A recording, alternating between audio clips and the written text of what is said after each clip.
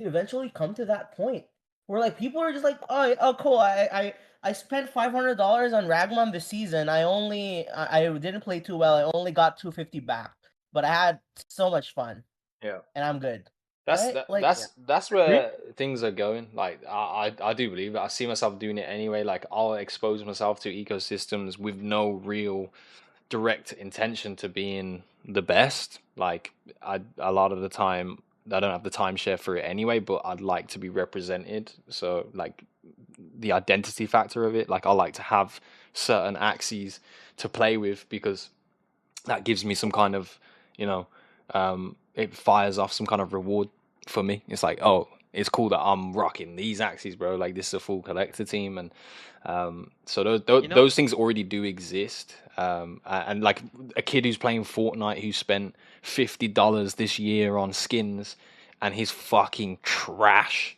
Like he doesn't care though. Like when he teams up with his mates from school and plays on the evening, they can laugh and joke about the skin that he's rocking, and you know, his talking point.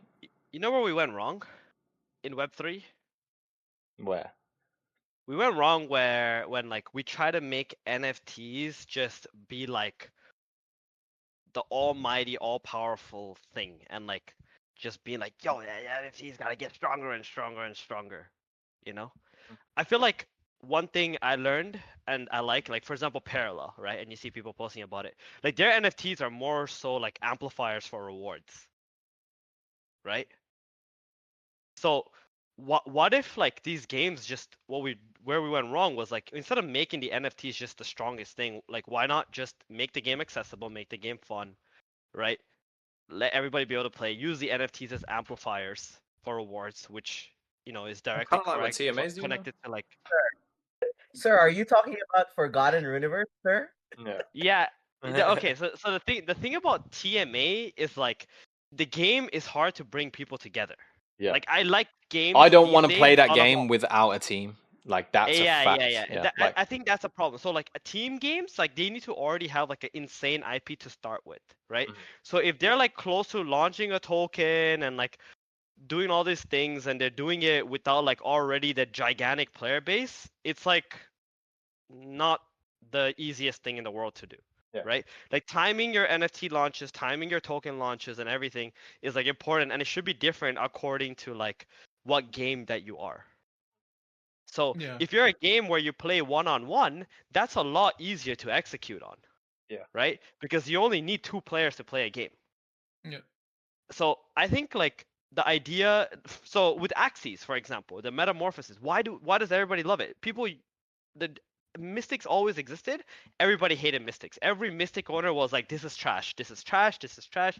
You guys told us this is gonna be OP, and this is trash, right? And now everyone's like, oh my god, Mystics are awesome, right? But what do? They just made NFTs be able to skin into other normal units, right? That everybody else can access technically, right? So what if that's the approach to take instead? You know?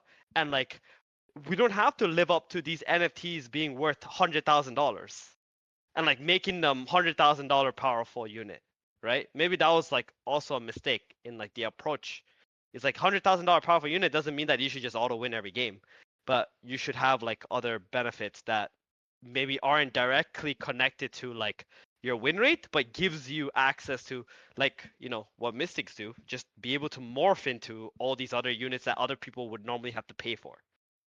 Yeah, that you just give me a like that makes a lot of sense, and that just put a light bulb in my head of like if you are going to pay a premium for a rare collectible unit, it doesn't necessarily give you like in-game power strength, but it gives you like in-game flexibility, Yes. right?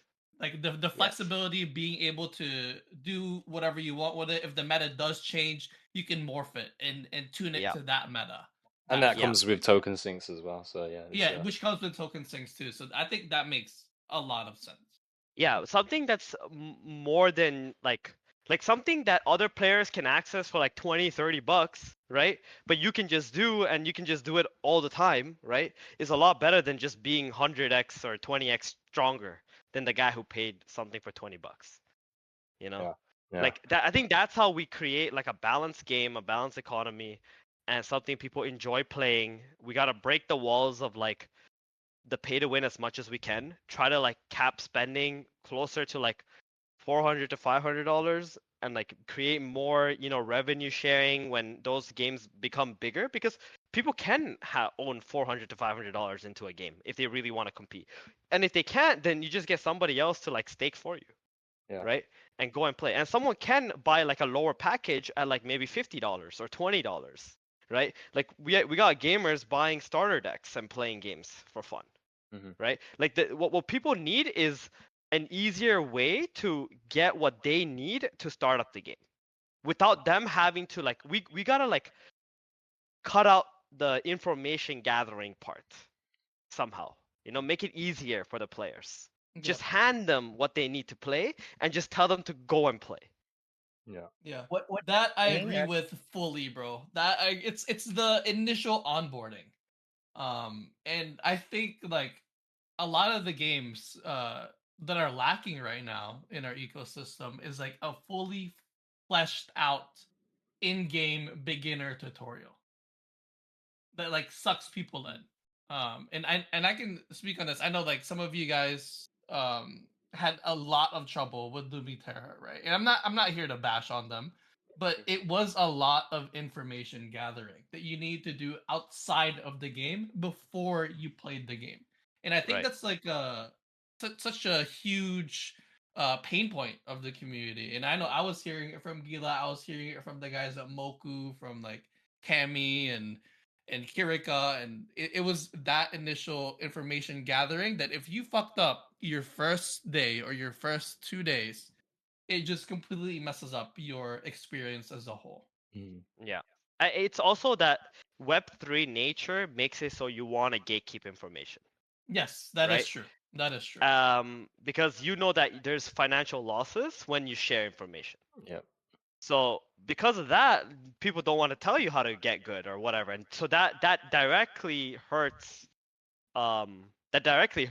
Like The player base. mass adoption, Yeah. Yeah. right? That directly hurts mass adoption. You want people to teach each other how to play the game. Like for example, when you start playing League of Legends, right? Like Logic, you played League. When you play Yeah. with your friend, you're gonna teach him everything because you Yeah. know that you have nothing to lose by teaching him. Yeah, you just gain because he'll be your teammate, right? Yeah. Exactly. But in Web3, it's like, oh, if I teach you everything, then what happens to me? Yeah. Our economy Like goes there's to also shit. that kind of mindset, right? Like, well, what if you come into my market and you do this and that or whatever? Like, even if like that might not be the case and they probably won't do it, like it's always a thought that goes through their mind, right? So that's why I'm saying like buy-in limitations and like just rewarding skill and like making just a fun game that people will have to just buy, the different packages or whatever, and just handing them what they need to play for that season might be like a way. In some ways it's like Web 2.5, 3-ish, but perhaps we also just missed a step, and we just jumped into Web 3 without realizing like the transition is super important. I think the people that lead the helm probably saw the the roses and daisies, the positive side of having assets directly leveraged in their ecosystem, because the money, bro, the revenue, right? Like Yeah. it's like, oh, we can get to the revenue this way, and then also people who want to be part of the ecosystem, they have avenues to get revenue too, and that's kind of what they initially saw. Because if you think of the early adoption phase of Web3 gaming, majority consisted of Web3 participants already, right? So like they were used to those paths, they were used to those methods of having the arbitrary information, and that being the factor that gives them a profit at the end of the day, or a return on investment at the end of the day.